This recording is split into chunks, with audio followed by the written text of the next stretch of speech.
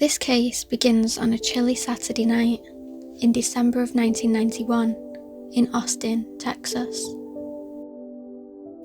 Two teenage girls, 17-year-old Eliza Thomas and Jennifer Harbison, were employees working together at the I Can't Believe It's yogurt shop located at the North Cross Mall. It was pushing 11 p.m. and their shift was soon due to finish. Sometime just after 10 p.m, Jennifer's sister, 15-year-old Sarah Harbison, and her 13-year-old friend, Amy Ayers, were hanging out just outside of the store. They were eager for the girls' shift to finish because the four teens had planned to go to a slumber party together that evening. Sarah and Amy went inside ready to help Eliza and Jennifer prepare to close up the shop. At 12 p.m. that night, Austin Police Department Officer Troy Gay noticed smoke rising from the strip mall whilst out on patrol. Upon arrival to the building, firefighters came across a horrific scene. Strewn across the floor were the lifeless bodies of Jennifer, Sarah, Amy and Eliza. It was clear that they had been brutally murdered. All of the girls were naked, bound and gagged with their own clothing. Amy's body was discovered in the middle of the back room, whilst Sarah, Jennifer and Eliza were found in the rear of the back room clustered into one corner. Eliza and Sarah were stacked on top of each other, whilst Jennifer lay close by. The girls' legs had been placed in an open position, and an ice cream scoop was placed between the legs of one of the girls.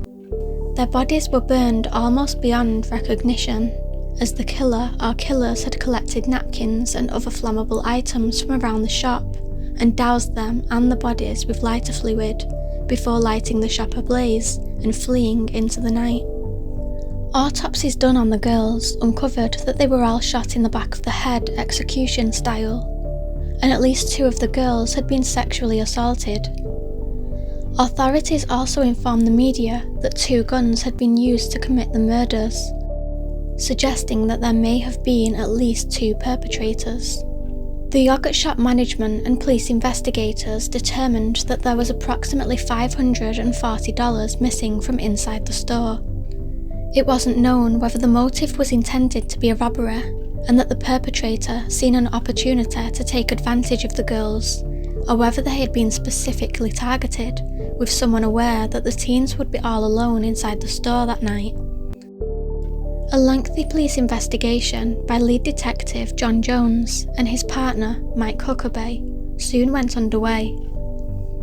From the start, there was a number of issues with the investigation. First off, the firemen who responded to the call did their job, and in the process potentially washed away precious forensic evidence. Even more so, in the early 1990s, Austin lacked forensic expertise, having only one fingerprint unit. Plus, with the small size of the city's homicide squad, there was only one homicide investigator on shift on the night of the murders. The fire inside the yogurt shop had been so intense that it made collecting evidence very difficult. Seen on the screen now is a charred and collapsed shelving unit from the back of the shop. Regardless of the department's shortfalls, Jones and Huckabee had more than their fair share of suspects. In the wake of the murders, an unprecedented call for information from the public had been launched. Photographs of the girls and requests for tips appeared on billboards throughout the city, and even on the back of Austin taxicabs, like this one photographed in February of 1992. As the news of the murder spread across the small town, the phones at the police station rang off the hook as tips flooded in. The investigators were understandably overwhelmed when confronted with 342 suspects and dozens of false confessions. You have a person out there who wasn't there, who knows he's standing there every day looking at a murderer who, up to this point, is getting away with it. And that's some fairly heavy psychological luggage to carry around here. Considering the horrific nature of the crime, as well as the staging of the bodies, the investigators first looked into serial killers who may have been at work in the area, This led them to Kenneth Allen McDuff. McDuff was a Texas serial killer suspected of at least 14 murders. He was convicted of murdering 3 teens on August 6, 1966. Robert Brand, Mark Dunman, and Edna Louise Sullivan. These killings were dubbed the Broomstick Murders because Edna's neck had been broken with a broomstick after she was reportedly raped by McDuff. He was eventually sentenced to death, but his sentence was changed to life with the possibility of parole in 1972 after the US Supreme Court abolished capital punishment in a 5-4 decision. Due to prison overcrowding, McDuff was paroled in 1989. It is now believed that after his release, McDuff committed many other murders, including the killing of Melissa Ann Northrup, a 22-year-old Texan, in 1992. After evading capture for many years, McDuff was finally taken into custody and sent to death row. On November 17, 1998, the day of his execution, McDuff confessed to the yogurt shop murders. It was thought that the last-minute confession was going to spare his life, but he was mistaken. His execution was carried out that day as scheduled. After McDuff's death, the authorities investigated his confession, but later ruled him out when fingerprints and hair collected from the yogurt shop could not be linked back to him. 8 days after the murders, the investigators got a tip to look into a teenager called Maurice Pierce. The 16-year-old was seen at the North Cross Mall with a gun on the very night that Sarah and Amy were hanging out before they headed inside the yogurt shop. This gun had been a .22 caliber handgun, the same gun as the one used to execute the girls. But when Jones and Huckabee questioned Pierce along with the 3 friends that he was seen at the mall with that evening, Michael Scott, Robert Springsteen, and Forrest Wellborn, nothing came of the lead. When Pierce's gun was tested, the ballistics showed that it did not match the murder weapon. Also, just like with McDuff, the fingerprints and hair collected from the crime scene did not match any of the 4 teens. Eventually, the investigators moved on. Sadly, shortly after this, the case grew cold. Years went by with no arrests, and the case was eventually passed on to new detectives. Then, in 1999, 8 years after the killings, Austin police announced the arrest of 4 suspects in the case: Forrest Wellborn, Michael Scott, Robert Springsteen, and Maurice Pierce, the same suspects who were questioned 8 days after the girls were killed and released due to a lack of evidence. One of the suspects, Michael Scott, confessed to the killings, and he was not alone. Robert Springsteen also confessed to killing the girls and raping one of them. After the confessions, the police were convinced that they had their killers. The theory was that the 4 had planned to rob the yogurt shop that night. Scott, Springsteen, and Pierce entered the shop, whilst Wellborn waited outside and served as a lookout. But then, something went very wrong during the robbery, and all of the girls were killed.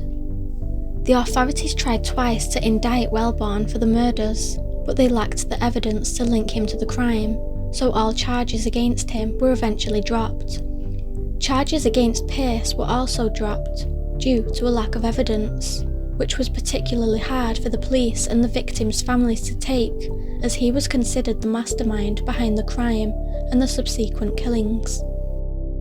Springsteen and Scott were tried separately for the yogurt shop killings, and both were found guilty of capital murder. Springsteen received the death penalty, which was possible even after the Supreme Court ruling in 1972, because the state of Texas had passed a new death penalty statute, whereas Michael Scott was sentenced to 99 years in prison. However, not long after their trials, serious concerns were raised that suggested Springsteen and Scott may have been innocent.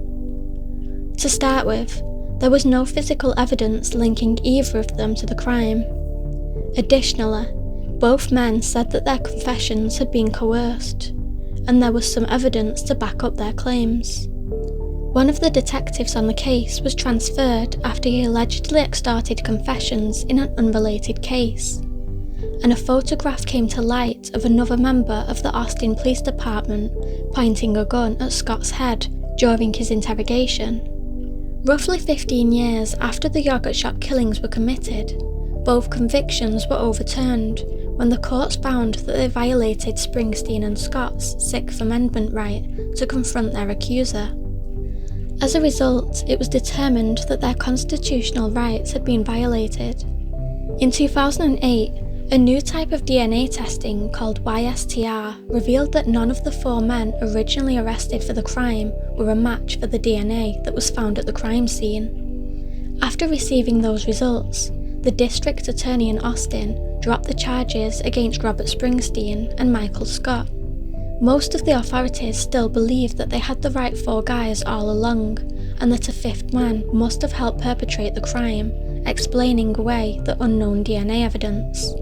But the defense attorneys for Scott and Springsteen called this 5th man theory ridiculous and stressed that no one ever mentioned a 5th participant until the inconvenient DNA results came in. Some of the lawyers, investigators, family members and armchair detectives who have studied this case think that the killers are actually 2 yet unidentified customers who were in the yogurt shop around closing time. The police apparently interviewed 52 customers who visited the store on the day of the murders, but 2 men who witnesses placed there at closing time have never been found. 3 customers who left the store just before closing said that on their way out they noticed 2 men sitting in a booth, not looking like they were leaving anytime soon. At least one of the customers then saw Jennifer lock the front door and put up the close sign so no more customers would enter, whilst her and her co-worker closed up the shop. The 2 men in the booth had remained behind after all of the other customers had left. Witnesses described the persons of interest as follows. One had lighter hair, maybe a light dirty blonde, and is around 5'6", in his late 20s, early 30s. The other is described as a bigger man. Both were wearing bigger coats. One had a green coat, army fatigue kind of looking jacket. The other had a black jacket. To this day, neither of these men have ever been identified. In the end, it is questionable if robbery was ever really the motive in this case. Given the small amount of money taken and the extreme level of violence, it is hard to imagine that these murders were merely the result of a robbery gone wrong. It is much more likely that the crime was sexually motivated, and the killers grabbed the money as an afterthought. The key to solving this case potentially rests with linking the DNA evidence found at the scene to the 2 male customers seen by witnesses lingering in the yogurt shop after closing. The 1991 yogurt shop murders changed Austin forever. The then mayor called the murders the crime where Austin lost its innocence. The violent and sudden loss of 4 young girls, with their entire lives ahead of them, caused residents to question the safety of their city. The I Can't Believe It's Yogurt shop became a nail salon, but a plaque remains in the parking lot under an old oak tree, memorialising Jennifer Harbison, Sarah Harbison, Amy Ayers and Eliza Thomas, and reminding all those who pass by that justice has yet to be served. To this day, retired Detective Jones keeps a mug that reads, "We will not forget," along with his medallion, as a reminder of this unsolved case. He has long since retired, but the case is never far from his mind, with him stating, "I can still see the inside of that place. That stuff's indelibly burned into my mind." Even if it had been solved, I'd feel bad on the anniversary, okay? Because the focus here isn't me. The focus is the survivors, the families and friends of those 4 young ladies. In December of 2021, on the 30th